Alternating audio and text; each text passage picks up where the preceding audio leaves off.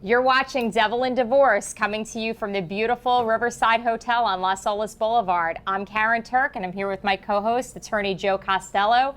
And today we are talking alimony reform, the politics of divorce. And we're here with Alan. Glad to be here. So glad to have you. And you're doing a lot of work behind the scenes trying to make major change for people out there getting divorced. Absolutely. People are probably aware that over the last several years we've tried to get legislation passed to change the alimony laws. Florida, sadly, now is behind the curve. Okay? That wasn't always the case, but it is now. We came so close for so long, only candidly to be vetoed by the governor. This year, governor's out of office, somebody new in place. I am confident. Somebody new and somebody who I'm a big supporter of, which would be Ron DeSantis. I'm looking forward. As am I. Just to share with you briefly, I'm an alimony payer permanent. I was married for 20 years. I've been now paying for 18 of those years. Truth be told, I cut a deal with my ex-wife a couple of years ago. What every alimony payer wants is light at the end of the tunnel, okay? Because when you're a permanent alimony payer, you don't have that light at the end of the tunnel. So quite candidly, I cut a deal with her because I knew she was seeing somebody else, and she in all likelihood wanted to get married, but what incentive is there for her to get married as long as she's on the gravy train, so to speak? And listen, I want to be clear, our organization isn't anti-alimony. Everything has its place, but we are permanent, against permanent alimony being paid, except in extreme cases. Because there's so many life changes. Like everybody goes through, just like you go through life changes and you end up getting divorced, there seems to be a lot of changes that take place after people agree to lifetime alimony. There seems to be a lot of factors there. All right, listen, there are two things that I want to get out in the short time that we have. Number one, okay, and I take a position that is opposed to the Florida bar for the most part.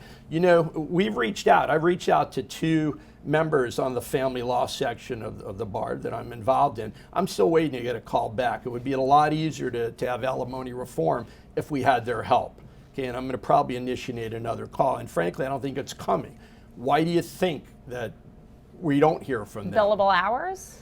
Of course, it's a huge business. Alimony is a huge business. And the fact of the matter is, as long as people are making money, okay, there's going to be resistance. But Al, let me jump in. Yeah. As family law practitioners, on any given day, we can go into court and argue both sides. That's part of why we're worth what we're worth, so to speak. Other than this permanent alimony or the opposition of permanent alimony, what other reform do you believe is coming, and what other reform do you believe is appropriate? All right, so let me tell you specifically, the bill that we're proposing is coming from a bill that we're largely adopting from New Hampshire, okay, little New Hampshire. And what it's going to be is a formula as to amount and duration. As to duration, I know you've heard already, 50%. That's going to be it. Because think of this, and I know that there's insufficient time, but this notion, 0 to 7 is considered short term, 7 to 17, a moderate marriage, and then long term. So this whole notion just seems so absurd to me. You said, okay, I'm going to wait for the magic 17 and I'm going to go in there and argue for permanent. It just doesn't make sense. So what we're going to do, across the board, it's going to be 50% of the length of the marriage. You'll always give ultimate decision-making authority to a judge, okay, but they have to explain themselves. Okay, now, as to the amount, okay, the problem here, and by the way, I have offices here in South Florida and up in Orlando, trying to get a consensus among judges in the same courthouse is hard enough. Okay, there's no consistency. I'm going to let you in for another fact that your viewers may not know. Every 2 years, there's generally a change where judges rotate. You get judges in here that absolutely are ignorant as to what the amount to be paid should be paid. You also get a lot of activist judges. And to look at the reverse side, we had a judge up in Delray. If you were a male, you were going to get a better shake. It's just the way it is. So what we want to do is take out some of the biases that are involved. How do you do that? You do that with guidelines, so you have uniformity and consistency.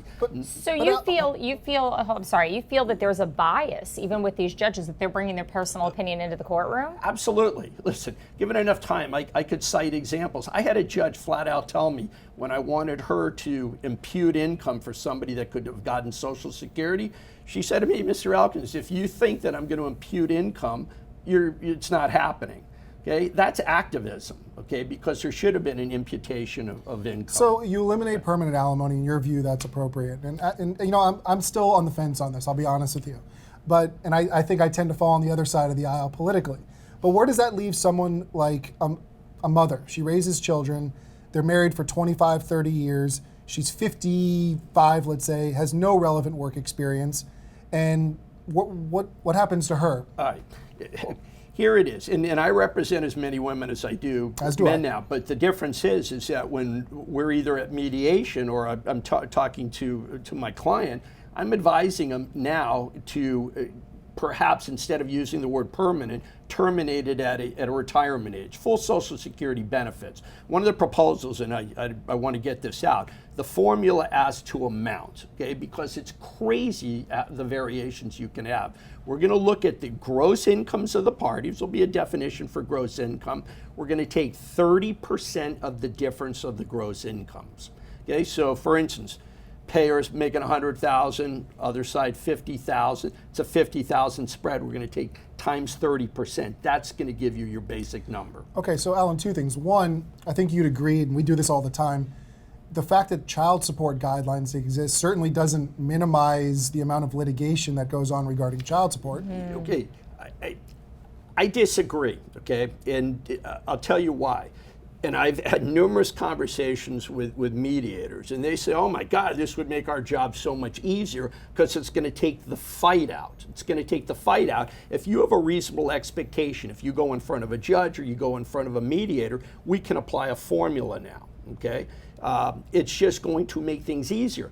Now, with child support, it's not so much the numbers. And think of this, for years we've had child support guidelines. At one time, I've been doing this long enough, there were no guidelines. Again, you'd have judges ordering, different being amounts. activists on the It's bench. Crazy. Why on earth shouldn't that apply to alimony? It makes no sense not to have the same guidelines. That way you know going in. And remember, alimony is always based on need and ability to pay. That's the first hurdle you have to clear. So if you don't clear that, if there's pretty much a similar income, you're not going to get alimony. And again, I just want to point out to the people that are against this bill is that the other aspect of the coin is what happened to self-reliance. Right. Well, and that's the point you brought up, Joe, and you said, what's this 50-year-old woman going to do? And I'm thinking to myself, it's a hand up, not a hand out. When did we become the society where this just is going to mean that she doesn't need to work ever again? Sure, but the other side of that is if a mother in your hypothetical, raised the children, gave up her career opportunities to help her spouse build up his business, support his career, are they supposed to be just cut off at 57, 58 years old? No, but if you have enough of a lead, okay, in that, you can account for those circumstances. I'll give you an idea or an example. My ex was a school teacher, okay? No problem. We had 3 kids, helped raise the kids. Of course. Okay, but the kids got to a certain age. I felt strongly that she could go back and teach. It would have built up a retirement. It would have provided health insurance. And then she wouldn't need the of lifetime course, alimony. Why on earth? What's the incentive? Okay, for her to go to work? No incentive. Zero incentive. None. Just so like what you say, I love the politicians now. Well, we're going to just have the rich pay the poor. Okay, I got news for you. I heard. Attribute this to Dennis Miller, and he said, I don't mind helping the helpless, but I do mind helping the clueless. And that's why, look, there's no reason, okay, that some people shouldn't make the effort to work. Well, it's a system that's supporting that mentality, which I think is what I have a problem with. And I think 100%. I have a problem with the whole activism thing from the bench because, really, the sense of entitlement in this sector seems to be a serious problem, just based on the stories we've heard. Okay, so what do we do with people that... I feel like we're ganging up on you, Jim. Not at all, no, please. But what do you do with the person that makes an agreement to pay alimony permanently? And during a mediation, there's give and take.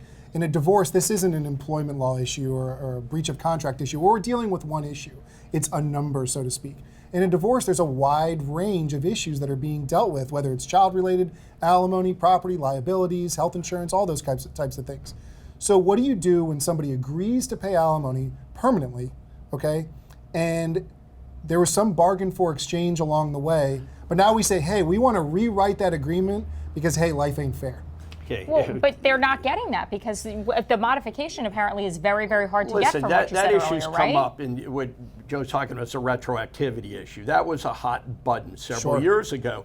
And what it is, it's a balancing that has to take place. So you hear the guy that's, on disability, that's, in a wheelchair, doesn't have the same capability. Look, I'll tell you right now, when I get back to my office, I have a guy that's 70 years old now, wants me to file a modification. Right now, judge can say, buddy, you're a healthy 70, you can keep working. He's 70 years old. 70 years old, so he has to keep working to pay the alimony. Okay. He can't retire. Also in the bill, you're going to be able to retire at full Social Security, or perhaps for your given profession, where you're forced to retire. Okay, that's one thing. And then the other hot button, and I know one of your guests earlier didn't have the chance to get to, is a supportive relationship. Okay. Okay? I can't tell you how difficult it is to prove a supportive relationship. In many states, it's easier. We're going to change it so that proving a supportive relationship is easier. Can you explain what that is real quick? Because I think I missed that. All right. So what the law provides is, you pointed out earlier, alimony will either end upon the death of one of the parties or the remarriage, okay, the remarriage of the recipient. Or if you enter into a supportive relationship. So there are some that will live with a spouse, will be supported, I should say a non-spouse, be supported by them, hold themselves out as a couple, but they don't get married. So what they were trying to do is actually do an end around on the system. I'm not married, my support shouldn't terminate. Well, I got news for you. Again, we have a supportive relationship in our statute, but it is not easy to prove. It's very difficult to prove, if anything. That's almost when you see the private investigators get involved to see if they're living together. Right, Well, I got news for you. It's not even the PI anymore. You know what it is? It's social media. First thing I ask my clients, are you able to get on their Facebook account? Are they taking the vacations together? Are they holding themselves out, as husband and wife? But it's hard to prove and it's expensive. So the bottom line is that it's going to become a heck of a lot easier to prove. So you have this very difficult give and take, and we have this as practitioners of what's fair and do agreements have consequences. Right. If somebody makes an agreement, they give up something else in order to get that permanent alimony, as maybe it's a lower amount. You know what I mean? If you're looking at 15 years at X amount or permanent at a much lower amount, does that balance out? And I think what you see a lot of times, Alan, is we come across this all the time in our daily life. People that have some degree of buyer's remorse, or they think that what was fair then isn't necessarily fair now.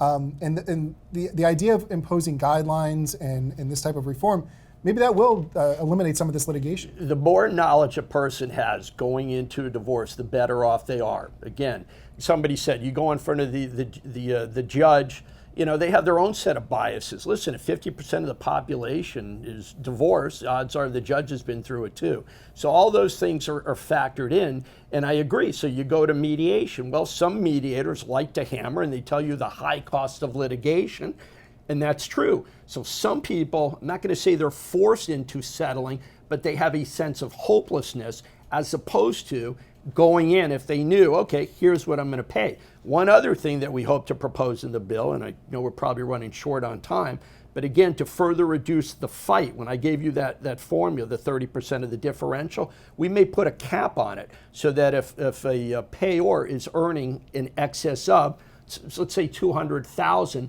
that's the figure that they'll use, as opposed to saying, well, this guy is making $500,000, right. Okay?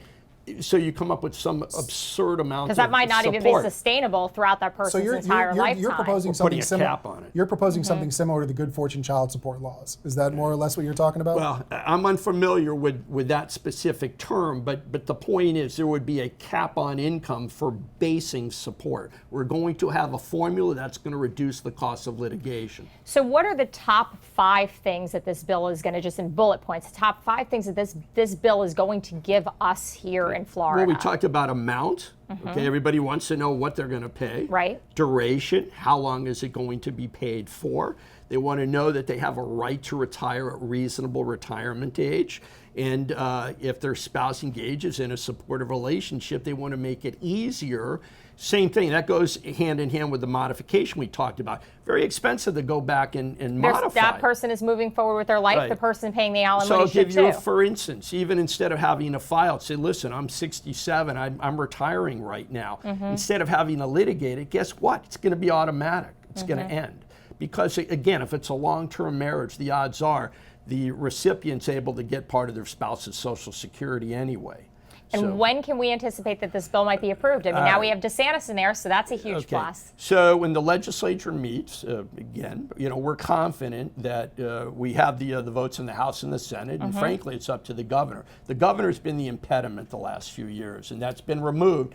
And I think that the proposal that we have now is the best because it's simple. Okay, it's simple. It's something everybody can understand. In the past, there have been different things based on how long you were married, and it was kind of, well, if it's a long term, it's 75% of this, otherwise it's 25% of this. That's nonsense. I say, just like with the years, nothing magical happens when you reach 7 years of marriage or 17 or over. I want to make it so that everybody can understand it. Well, thank you so much for joining us, and we're going to have to keep in touch with you and see how this whole thing unfolds. But I thank you for all the change that you're trying to make for people here in Florida and all the work you're doing. Thank you, Alan. Appreciate Stay tuned. it. You got it. I'll see you around. Thank you.